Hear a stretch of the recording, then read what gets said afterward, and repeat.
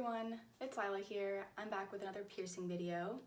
Today I'm going to do two piercings on myself. I'm going to do a fourth lobe piercing and a vertical helix piercing.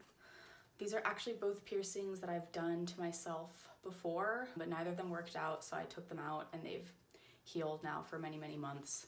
I'll talk about why I fucked up later, but the sun is starting to go down and I don't want the lighting to get weird, so I want to get right into the piercing.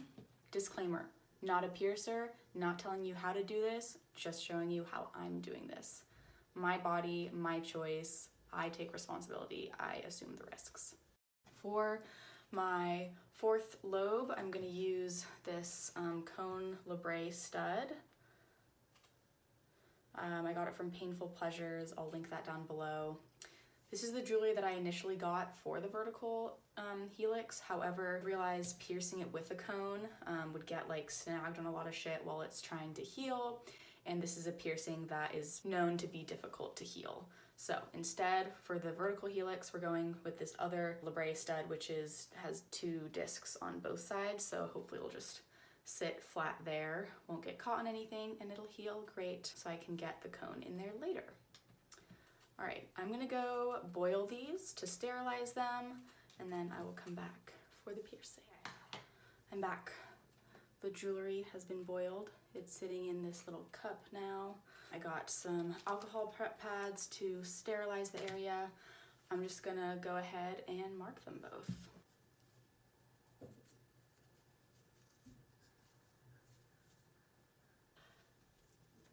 Okay, that's all cleaned up. I'm using this Sharpie to mark the area.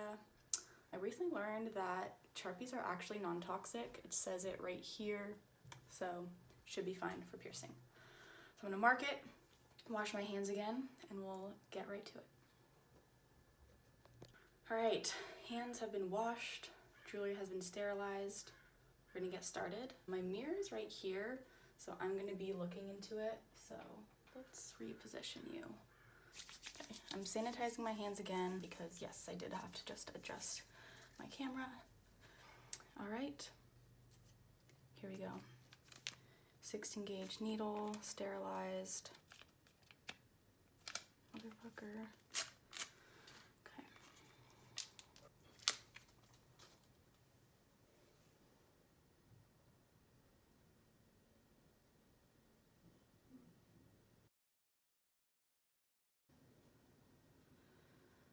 Okay, we are through. There is some blood. I'm gonna go wipe that off. Let's just get the jewelry through.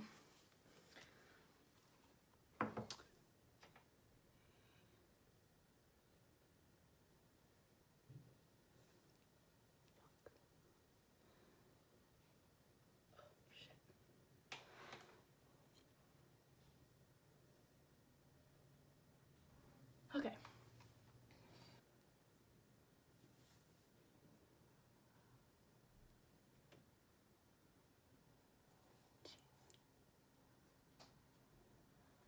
We're done. Okay. First piercing is done. I'm so sorry you couldn't see the needle actually going through. I thought I had my camera all positioned at the right angle, but then when I was doing it, I just leaned way closer to my mirror than I thought I was going to.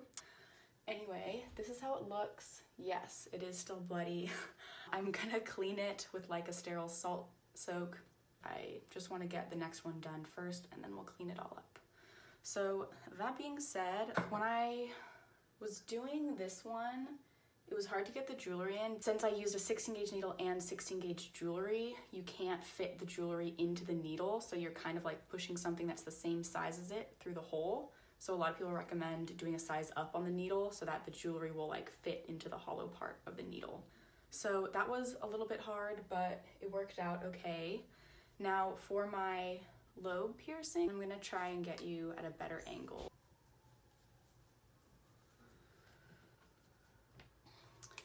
Gonna mark it.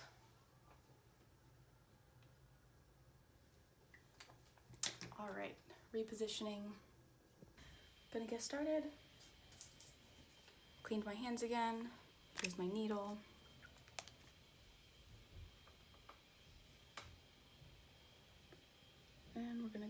perpendicular to the skin.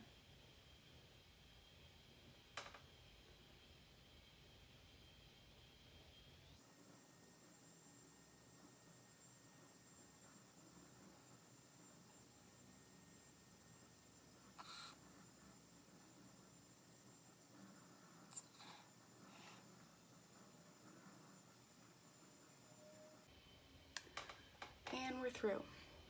I really hope I did it perpendicular. I feel like I kind of moved it while it was inside. But you know, fingers crossed and whatever. Oh shit.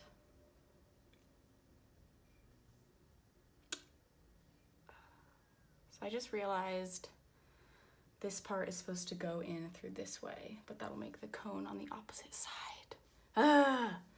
We're using instead this, just a round stud.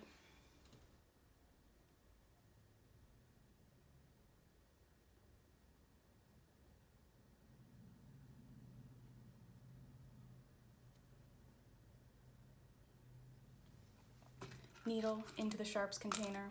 Don't forget your sharps container.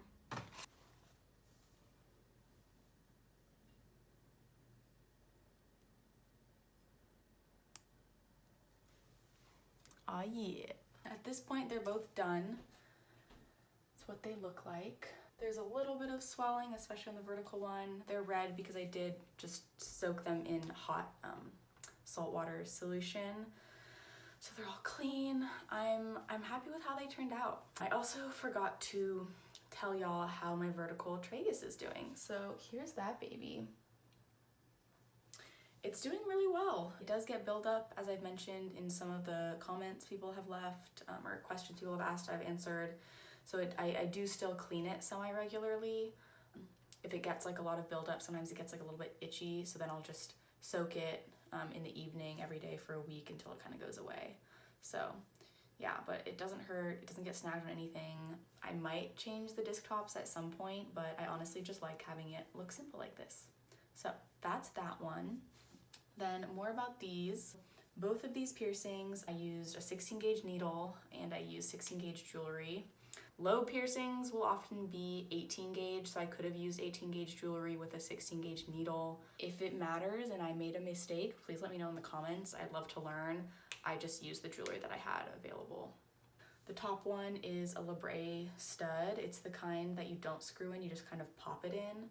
I don't know which I prefer. The screwing on can get really annoying if you like can't get the threads right, but this one, to pop it in, it offers some resistance. So once it's healed, it won't be a problem, but right now, like just after I pierced it and I was closing it, I was kind of wobbling the piercing because I couldn't just press straight on.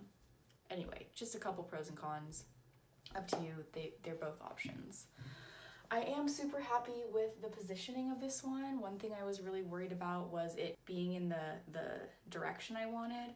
So I got this one because I want to have eventually a pointed stud there to give my ears that pointed kind of elf ear look, but more metally, more, I don't know. I really, I like the idea of a metal spike in my ear. That's what I want.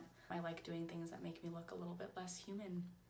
And I think I got the angle right. I mentioned earlier that I had done this piercing before and fucked up. That's because when I did it before, the needle was pointed towards my head.